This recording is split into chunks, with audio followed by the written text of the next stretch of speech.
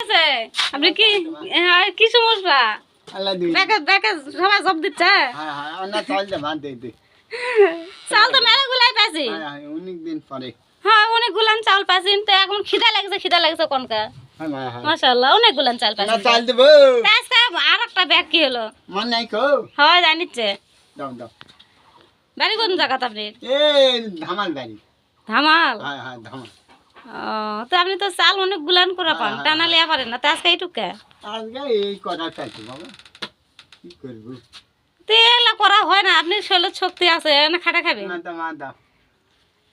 আমি কি কই ও জানিচ্ছে চাল আনিচ্ছে আনতো না চল যাবো না আনিচ্ছে ও কামাই করে খাবার করছে সেও জন্য থাকবা যাচ্ছে না